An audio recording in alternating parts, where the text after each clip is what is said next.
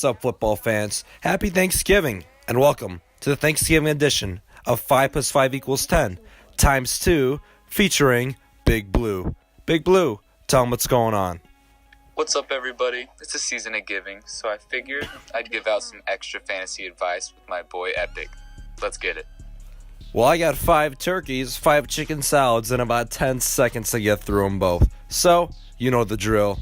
5 starts, 5 sits, 10 seconds or less. Let's go. A QB I'm starting this week is Phillip Rivers. The Chargers have played really well lately, and the Cowboys' defense against fantasy quarterbacks have not. Rivers should get all the Thanksgiving dinner he can eat come 3:30 on Thursday. A QB I'm starting is Blake Bortles. Bortles will be playing against a broken Cardinals defense that is ranked 27th against fantasy QBs. Not to mention, Jacksonville is expected to give the offense plenty of playtime. All right, a quarterback I'm sitting this week is Case Keenum. Another Thanksgiving quarterback. Keenum has been stellar, but I'm really impressed with Detroit's defense this year. I expect a low-scoring slug match, not a repeat of Washington in Week 10. So a QB I'm sitting is Derek Carr. Carr is on the decline, and just because he will be playing against a below-average Broncos defense doesn't mean you should expect much from him or the crumbling Raiders.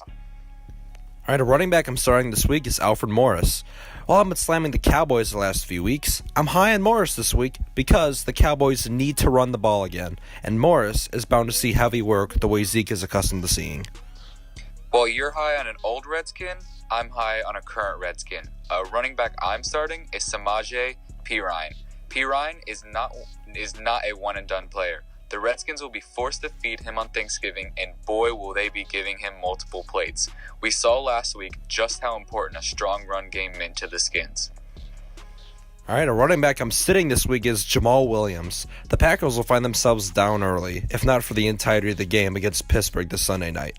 Williams is not a pass catcher and could see little to no involvement with Ty Montgomery potentially back in the mix. Another running back I'm sitting is Orleans Darkwa. On the flip side of this running back matchup, look at Darkwa. He's been way too iffy for me, and he'll be up against a top 10 run defense. You can expect him to be running around like a turkey with his head cut off this Thanksgiving. I love it. All right, a wide receiver I'm starting is Devontae Adams. On the flip side of this Packers duo, Adams has found a sound connection with Brett Hundley, and with heavy passing likely, expect Adams to see double-digit targets and maybe triple-digit yards like last week. A wide receiver I'm starting is Devin Funchess. Funchess is Cam Newton's number 1 receiver, and boy, has it been a magical connection. Funchess has posted at least 5 receptions for 86 yards for the past 2 weeks, and the connection is just starting to heat up after his 2-touchdown performance last week.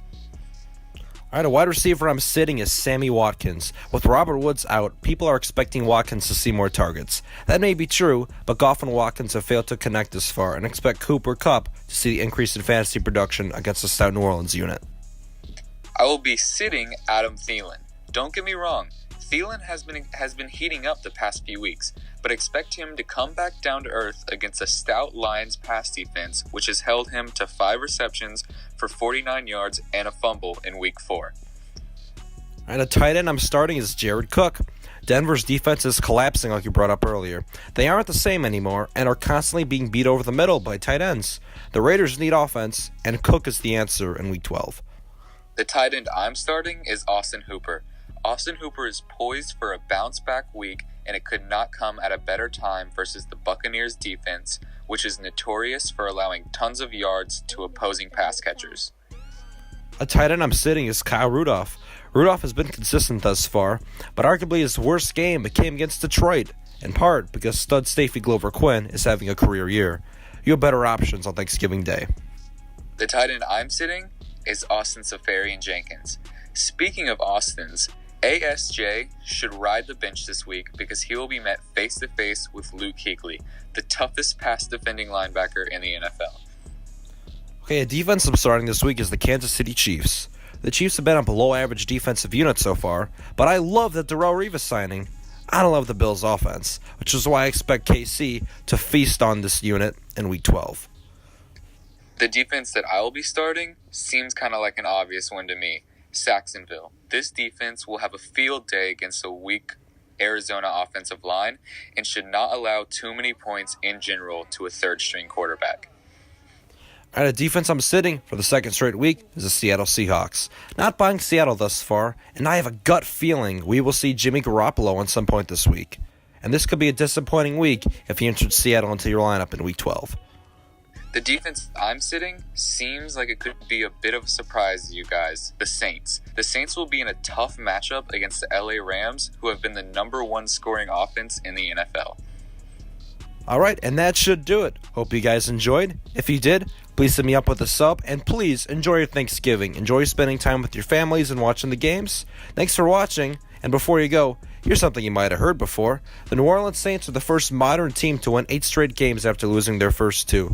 And personally, I'm really happy for the Saints. They've been exciting yet excruciatingly average because of their defense, or lack of, I should say.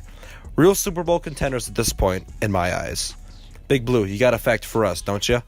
Of course I got a Panthers fact for you guys. Since the start of the 2014 season, linebacker Luke Kuechly has 97 stops in the pass game, which is the most for all linebackers. In second, his teammate, Thomas Davis, with 93.